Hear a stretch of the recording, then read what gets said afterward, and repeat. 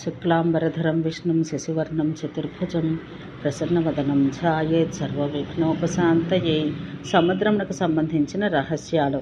జలములు దీని యందు సముద్రీకించును గావున సముద్రానికి సముద్రమని పేరు. జరాయుజాండజ స్వేదజోద్భిజములను 4 విధములకు ప్రజలెచ్చట నివసింతురో ఆనందింతురో ఇట్లు వృష్టి వర్షితం వాన వారి ఆనందపూర్వక స్థితి వర్షితం నెచ్చట జరుగును, అది వర్షమనబడను. ప్రతిదినం నన్ను చంద్రుడు ఉదయించినప్పుడు చంద్రుడు పూర్ణుడైనప్పుడు సముద్రము పూర్ణమగును. బహుళపక్షాన చంద్రుడు ప్రక్షీణుడగుచుండ సముద్రమును క్రమంగా క్షీణించి సన్నదనమును పొందును. అపూర్వ మానపక్షం నా సముద్రం క్రమంగా స్వయంగానే వృద్ధి పొందును. కనుక ఇట్లు చంద్రక్షయంతో పాటు సముద్రక్షయం, చంద్రవృద్ధితో పాటు సముద్ర వృద్ధి ఉండును. ఏలైనా జలవృద్ధి క్షయంలో చంద్రవృద్ధి క్షయానుసారులు. అందుచేతనే చంద్రుని ఉదయంన వృద్ధినందు చంద్రజలముల పరస్పరాతికేనానుసారం సముద్ర జలాలు కూడా హ్రసించును. ఇదే విధంగా శుక్ల కృష్ణ పక్షములందు చంద్ర వృద్ధి క్షయములను అనుసరించి సముద్ర వృద్ధి క్షయములను జరుగును. ఈ వృద్ధి పరిమాణం 1500 అంగుళములుండును. 2 వైపులను నీరుండుటచే ద్వీపము అనియో నీటిని నిలుపుకొన్నది కావున సముద్రానికి ఉదధి అనియో వ్యవహారం కలిగినది. భూమి చేత వెలుగక్కబడినది కావున కొండలకు గిరులు అనియో పర్వములు కలవి కావున పర్వతములనియో వ్యవహారములు. శాఖపర్వతం ఉండుటచే శాఖద్వీపం, దేశం నడమ కుశస్తంభము ఉండుటచే కుశద్వీపము, క్రౌంచ పర్వతం ఉండుటచే క్రౌంచ ద్వీపం, సాల్మల వృక్షం ఉండుటచే సాల్మల ద్వీపం, గోమేధ రత్న పర్వతం ఉండుటచే గోమేధ ద్వీపం, న్యగ్రోధ వృక్షం ఉండుటచే పుష్కర ద్వీపం అనే ఆయా ద్వీపములకు వ్యవహారం కలిగింది. ఈ జంబూ ద్వీపమందు అవ్యక్తమునకు కూడా మూల కారణమగు బ్రహ్మతత్వం కంటే అభిన్నమగు మహాదేవుడు పూజించబడను. దీని అందే సాధ్యులతో సిద్ధులతో కూడా ప్రజాపతి యగు త్వష్ట నివసించును. ఇక్కడే 33 దేవతలు ఋషులు ఆరాధించబడుచున్నారు. దేవదేవోత్తముడుగా ఆ దేవుడు కూడా ఇచ్చట పూజించబడుచున్నాడు. ఈ ద్వీపమందు అనేకమలుగు రత్నములను వాడుకలో ఉన్నవి.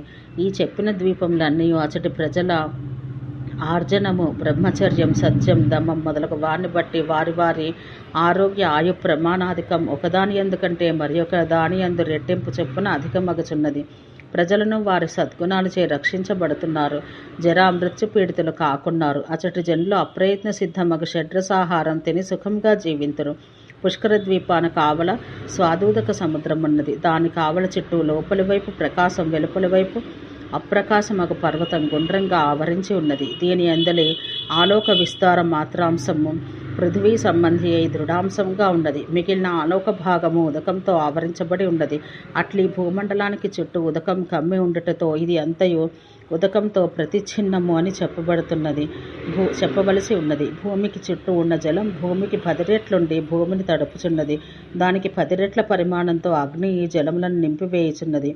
దానికి 10 రెట్ల పరిమాణంతో ఉన్న వాయువు అగ్నిని నిలిపిపట్టి ఉన్నది. కానీ వాయుమండలం తిర్యక్ ప్రసారము కలది. మిగిలిన పృథివ్యాప్తేజ ఆకాశంలో గోళాకృతి వ్యాప్తి ప్రసారములు కలవి.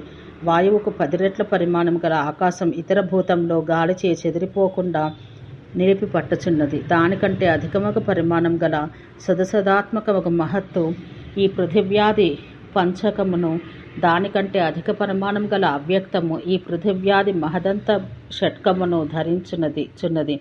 ఇట్లవి వికారములు వికారిచే నిలుపబడుట పరస్పర ధారాధేయ భావంలో ఉన్నవి. పృథివీ మొదలైనవన్నీ వికారములు.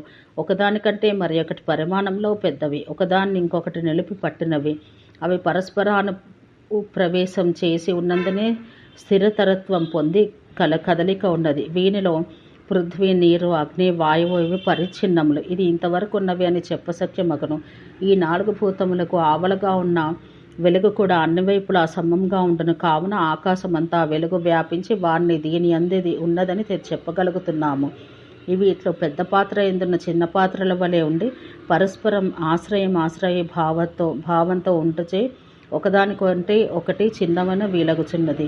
అట్లే ఈ ప్రాణులను ఒక విధముగా వాటికంటే మరి ఒక విధమైనవి అధికమైనవి అనదగి ఉన్నవి. ఈ భూతముల వ్యాప్తి ఉన్నంత మేర ప్రాణుల భూతముల ఉత్పత్తియూ కలదు. ఈ ప్రాణుల సంస్కార రూపాన భూతముల యందు అంతర్గతములై ఉన్నవి. ఈ సంస్కారం జడభూతములను తొక్కిపట్టి తమను లోబరుచుకుని వానితోనే ప్రాణుల ఉత్పత్తిని సాగిస్తున్నవి. కానీ అక్కడి భూతముల పాళ్ల పరిమితిని బట్టి కార్యవసాన కారణ నిర్ణయమను యుక్తిచే ఈ ప్రాణులు ఈ భూతము ప్రధానంగా గల ప్రాణుల్ని నిర్ణయించవలను. ఇట్లా పృథివ్యాధికం మహదంతము కార్యం ఏదియో కారణం ఏదియో నిర్ణయించాలి. ఇట్లా నేను పృథివీ ప్రమాణంగా ఆక్రమించిన సప్త ద్వీపాత్మక భూమండల స్థితిని పరిమాణ విస్తారాన్ని యథాతథ్యంతో తెలిపి తిని ఇది భూ సన్నివేశ ప్రకారం ఏది ఏమైనాను ఈ కనబడ విశ్వమంతా ప్రకృతి పరిణామమందలి ఏకదేశం మాత్రమే. నేను చెప్పిన ఇంత మాత్రమే వినుటకు చెప్పుటకు సఖ్యము. ఇక మీదట సూర్య చంద్రమణుల గమన ప్రకారం ప్రతిపాదింతును. ఓం శాంతి శాంతి శాంతి.